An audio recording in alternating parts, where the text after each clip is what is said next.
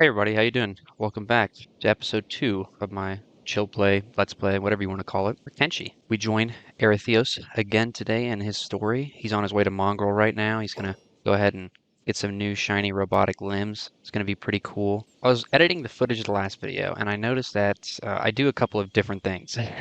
Quite a lot. I mean, first of all, I pause a lot when I'm speaking, which is a conscious decision. I do that because that's something that I just learned from doing a lot of speaking in school and doing a lot of presentations and whatnot is to pause instead of stumble over my words. I just think that it sounds a little bit better. But I think when you're recording versus like when you're talking to people in person, you've got a different job, which is to be easy to listen to instead of be able to communicate effectively solely, right? Like you don't just want to communicate effectively, you also want people to enjoy listening to you, right?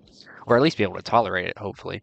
So to that end, I noticed that not only was I pausing a lot, which I edited out, of course. I mean, I edited out the vast majority of the pausing, but I was also doing a lot of like, and I also ended a lot of sentences with, which is just the way that I talk. I mean, when I'm speaking with other people, but I'm going to try my best to work on that throughout the course of this chill play, which, speaking of, I realize is not going to be very long. This game's not going to be very long, guys, because, well, I was editing it and I was looking at what we were doing and the progress that we made already in episode 1, and I realized, I was like, wait a minute, we are already all the way up to the Fog Island. I mean, it's not going to take much longer to get to the point where we're pretty overpowered, maybe another 2 episodes, episode or 2. So once we get to that stage, I just think game's not over, obviously. We still have to accomplish our goals, right? I mean, just because you're powerful doesn't really mean much if you don't do anything with it. So we are going to go do all the things I said we're going to do. We're going to get rid of Estada. We're going to get rid of the UC and whatnot, the Czech Kingdom. All right, so we made it to Mongrel. We got a little bit lucky. We were able to evade all the fogmen, and the gate guards helped us out. So everything worked out in the end. We're going to go ahead and join the Shinobi Thieves here. Is that the boss? Oh yeah, there's the plastic surgeon, which is perfect because we need to get that badass paladin stance, of course. I think Erytheos has a bit of a chip on his shoulder, especially when it comes to places like this. I personally love Mongrel. I mean, I think it's probably my favorite city in the game. I just really like the setting of it. I like the aesthetic of it. I like the people that are in it. The whole backstory that it's got, I really like that. But I think that Erytheos, for example, he doesn't really think the same way because, well, he's not you or me, right? I mean, just look at that face. He's a real diehard Holy Nation kind of guy, and he is really only here because he feels like he has to be, right? I mean, he has to come here because I guess he read in a little book somewhere. He heard from a little birdie or something. I don't know how he figured it out, but he knows that he has to come here because that's what he's got to do in order to secure the kinds of limbs that he wants. It's what he's got to do in order to basically make himself into the kind of guy that he wants to be, into the kind of Okranite champion. Because you can't let Okran do all the work. You've got to do some of it yourself, right? Hey, good news. Armor King has the Masterwork grade tin can.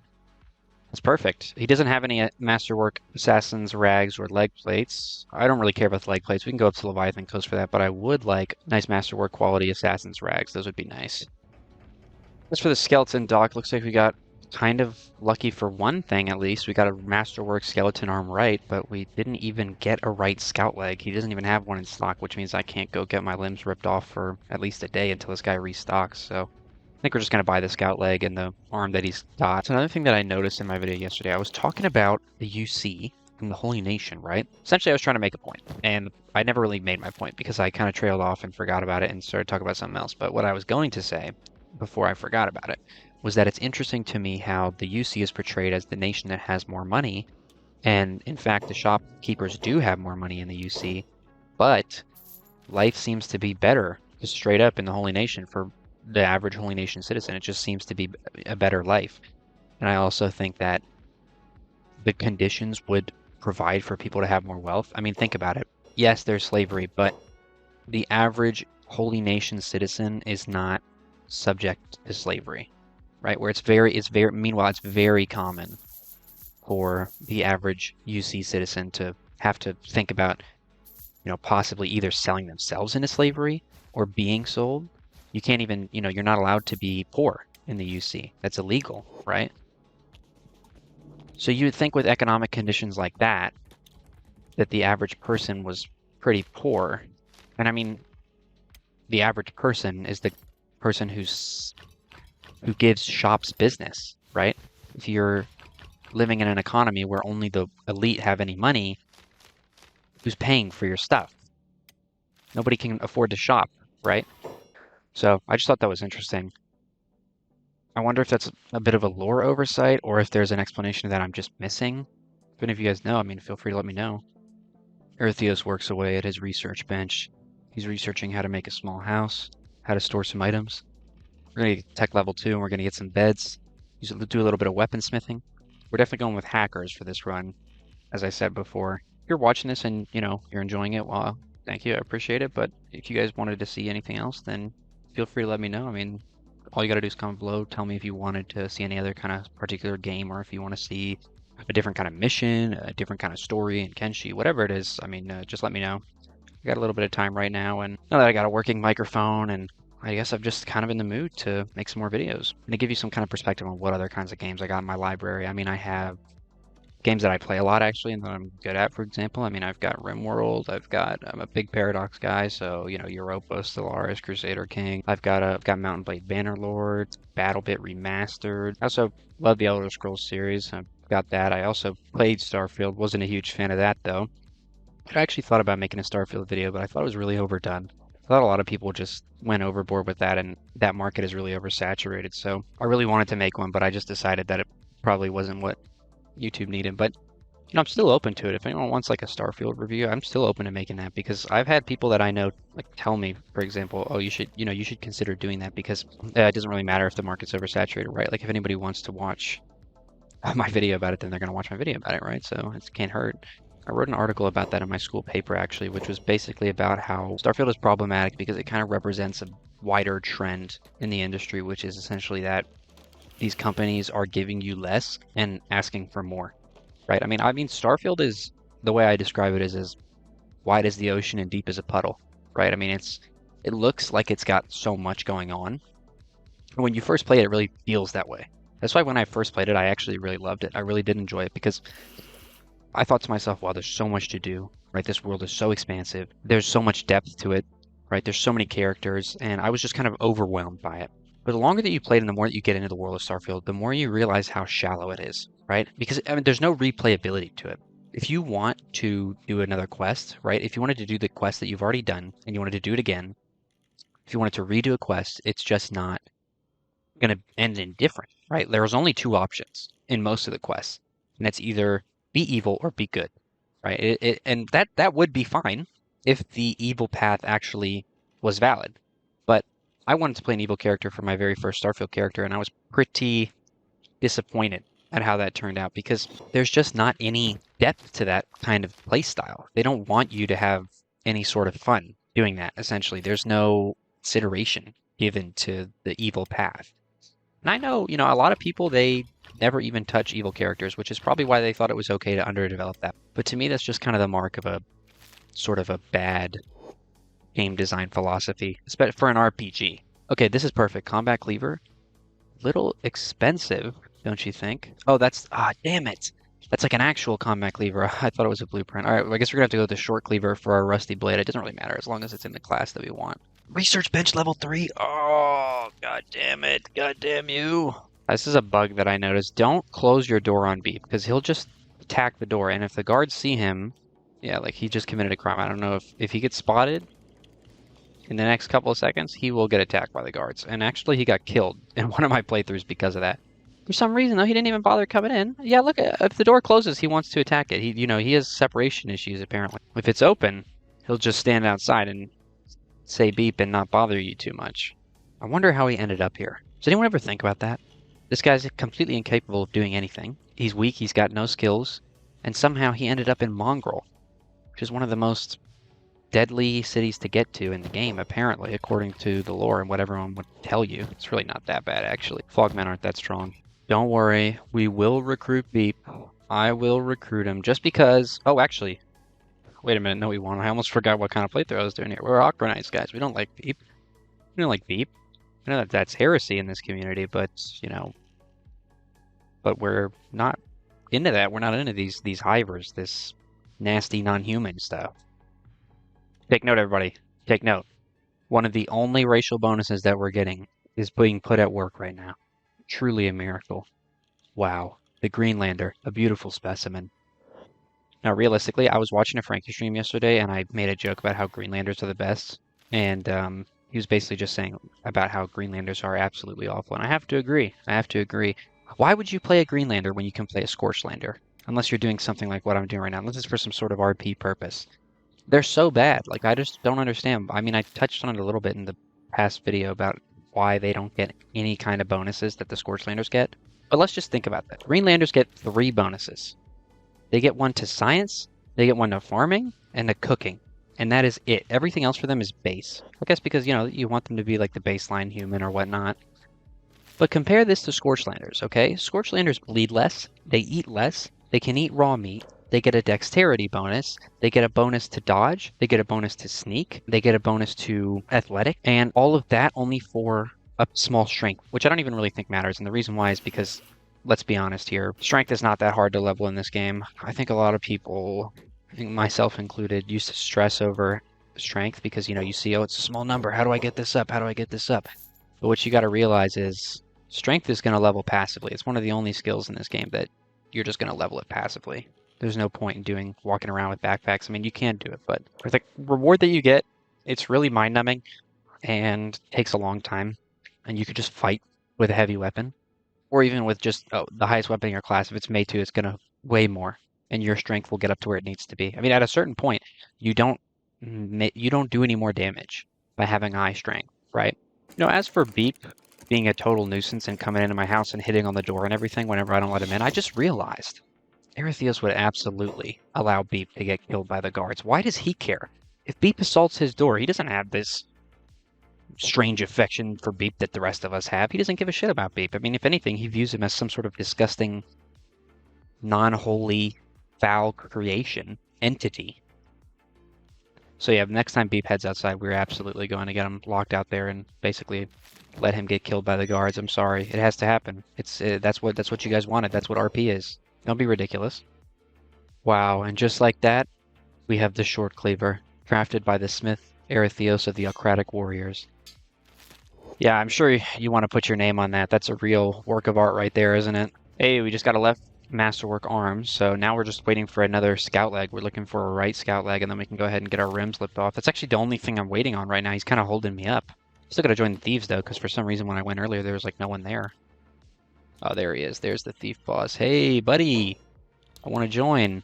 Sign me up. Sign me up. Don't mind if I do.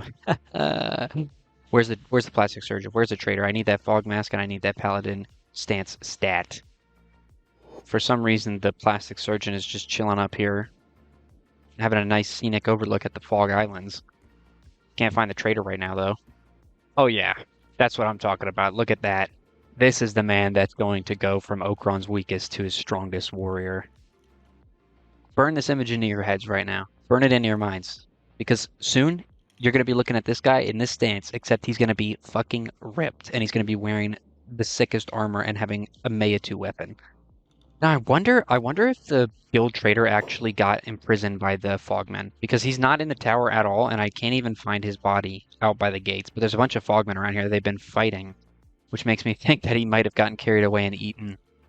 That would actually be a real shame. I guess I can't buy a fog mask in Mongrel. I think we just got really bad stock, to be honest. Like, this guy doesn't even have any kind of good leg plates for us. I mean, the best he's got is standard grade. So I think what I might do is just run out with this inventory that I've got right now, go pick up the nice leg plates from Leviathan Coast, and then when I come back, maybe the trader will be back, maybe the city will have reloaded and the stock will be better, and I'll just put stuff in here like this, and that way we're pretty lightweight. We don't have too much on us. But yeah, I think that's what I'm going to do. So let's go out and let's do a little adventure here. Erytheos can run a little bit quicker now that his inventory is a little bit lighter. A whole whopping 21 miles an hour, which is far better than it was coming out here. So let's go on. And hopefully Beep doesn't follow us out of the gates, but let's be honest, I don't really care if he does. He can die. Okay, it's been like a day and a half or something like that since I was recording the last episode, and let's just say that I had a couple of realizations, not only while I was editing, but also just going about my daily life. So one of the things that I realized was what I put the caption on. I'm not supposed to be out here. I'm already almost all the way to this armory, and I'm not going to be able to get back to Mongrel at a pace faster than like 5 miles an hour without the scout legs. So I think I might just turn around right now. Another thing that I realized, and I only realized this because of Frankie's comment on my guide, was I'm not supposed to actually do defense training in Mongrel before I do my toughness training. Now I'm a little bit confused on, I guess I'm supposed to go all the way out to Skinner's Realm, get my ass beat, then come all the way back to Mongrel. But it's not a big deal because, I mean, honestly, with Scout Legs, you're running like 28 miles an hour anyway, so no biggie. But obviously some mistakes were made. As you can see, Erytheos got himself in a little bit of trouble here. There's, you know, a little bit of cannibal action going on here. These guys kind of want to eat him. But, you know, it's all right. It's cool. We're going to head back to Mongrel. We're going to right these wrongs. And I'm going to make sure that I have a little bit of... I guess I'm going to go meet Gills on the way out to Skinner's Realm. Once I have my robot limbs, I'm going to go get my ass beat out there. And then I will come back to Mongrel. And that's when we'll do some defense training. Yeah, I haven't played since probably the day... I don't know if it was yesterday or the day before yesterday. It must have been yesterday. Yeah, I think I started recording the episode yesterday. Because I pretty much started recording immediately after I put my guide up, just because I really wanted to put up some more content, but I didn't really have any ideas. But I'm happy to say, oh no, I can't even finish a sentence without being assaulted out here, bro. Please leave me alone. No, please. Get in the water. Get in the fucking water. Oh, someone. What happened? Who got hit? Who hit them? Oh, my Lord and Savior. The Iron Spider. Anyway, I'm happy to report on the topic of ideas and everything that I did come up with one. I actually came up with a pretty good idea, I think. You know, not to toot my own horn or anything, but I came up with a pretty good idea. Tell me if anyone is actually watching right now. In the comments below if you're listening, tell me if you like the Elder Scrolls. Tell me if you played Starfield. Tell me if you've ever played Morrowind, Skyrim, and what you think about them. Because I'm thinking about doing a video essay on basically how Morrowind's just a good game, because I think that a lot of people online, they have this idea that the only reason that anybody likes Morrowind is because of nostalgia.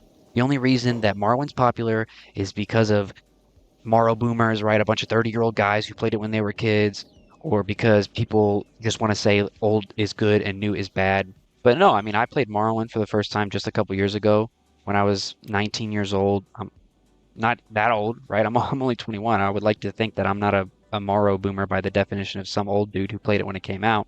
But I think it's a great game. I mean, I really enjoyed it. I loved it. I still do. I think it was really good for a lot of reasons that not everybody always touches on when they talk about it. I think I would do a good job of highlighting those in a video about it. So that's all just to say, I suppose, that I'm considering doing a video essay about it. Sort of like my Crusader Kings video essay, but on this. So yeah, let me know if you're watching, what your thoughts are about that in the comments below. I'd really appreciate it, because that's definitely something that I think I'm probably going to put out pretty soon. I think actually right when I'm done recording and editing this episode, I'm going to start working on that. Oh, I actually forgot what the fuck I came back here to do. Does anyone remember? What the hell did I come back here for? Oh yeah, it's time to get beep arrested. It's time to get beep arrested. Do it. Hit the door. Hit the door. Oh, this time he wised up a little bit, I guess. All right, he's got a right specialist scout work. I'll take it. You know what? I'll take it. We'll have to roll with that. That's fine. We have 2 specialist scout legs, and then we have 2 masterwork skeleton arms. About the skeleton arms, by the way, I noticed, so in the guide I said, okay, yeah, you want masterwork skeleton arms, but I didn't really explain why. So if you're wondering, I'll go ahead and tell you right now. The reason why you want masterwork skeleton arms is basically just because skeleton arms give you dexterity, which, unless you're using heavy weapons, is much more useful than strength. If you're doing martial arts, I guess you could argue that they're both pretty important, but I would just rather have extra dexterity than extra strength. And the reasoning behind that is because dexterity will make you attack faster. And if you can attack faster, you can stumble your enemies more often. And so that's going to be more useful for you than it would be if you did more damage when you hit. Because if you're hitting less, then I guess your damage amount doesn't really matter as much, right? So yeah, we're just going to rest up real quick, recover our health, and then we're going to go ahead and go out there and get our limbs removed. So once again, take another good look. This is Erytheos for the last time with all 4 of his organic limbs. We're going to have to be extra careful going through Holy Nation territory after this. All right, dear viewer, it's time. It is time for Erytheos to lose those limbs. Looks like Beep actually might follow us out here in this process, in which case that would lead to his untimely demise. What a shame. I've totally not been hoping for that, since he has been following. No, he's not going to follow. Damn it! This guy's harder to get rid of than I thought. It's funny because last game that I had Beep around me, he just smashed my door down and the security in Mongrel killed him. I didn't even have to do anything about it, but this time I actually want to get rid of him. The little fucker won't die. All right, here we go. This is how you do this. We have medic set as a job. We've got some bandages in our inventory.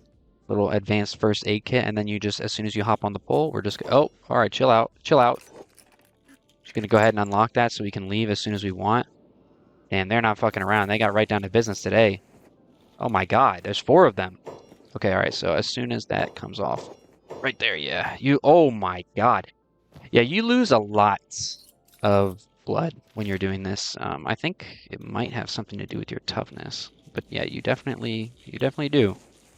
It's randomized. I remember hearing Frankie say like it's anywhere between 1 to 30, I think, is how much you could lose. Like right now, we're not going to be able to do all of the limbs in one go because he'll fall unconscious and he'll die. And yeah, that's another thing I thought was interesting. For some reason, if you hop off the pole like that, they don't pick you back up and eat you, which doesn't really make a lot of sense if you ask me, but hey, I guess I'm not complaining. Anyway, we're just going to head back up to Mongrel and heal a little bit until we get some blood back, because if you fall unconscious on that, you can say goodbye to your character. Your game's over. It's done. But damn, look at those legs. Damn, look at those shiny new legs. You know why he lost so much blood probably is because the Scorched Landers have a lower bleed rate. They bleed 10% less. But also it could have just been really bad RNG. In the guide, I was able to get all 4 of my limbs off in one go. But obviously here we were only able to do 2, at least in the first go. Maybe now that we have some better toughness and we get some better RNG the next time, we'll get the arms off in one go. But yeah, that's definitely probably one of the reasons why. Round 2, baby. Dan-dan-dan. Dan-dan-dan-dan. Dan-dan-dan. Yo, we are running 32 miles an hour right now. Damn! So when I was going out to Leviathan Coast, I was running 21 miles an hour. So yeah, now we're running so much faster. This is what I'm talking about. This is what I'm talking about, baby.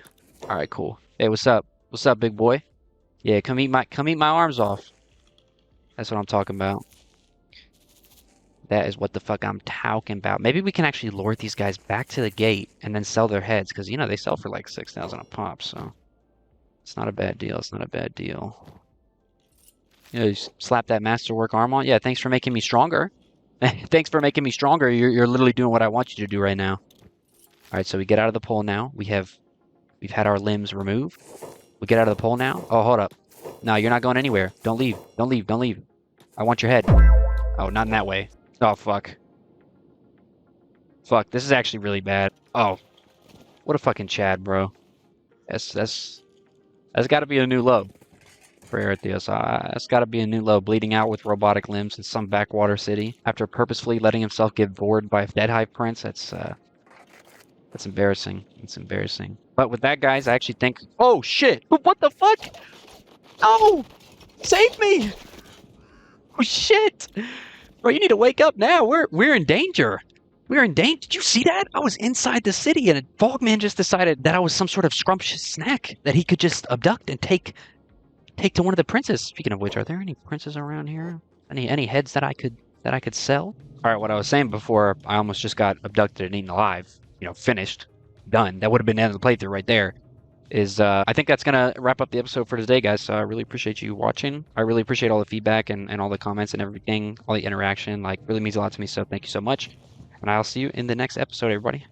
Peace.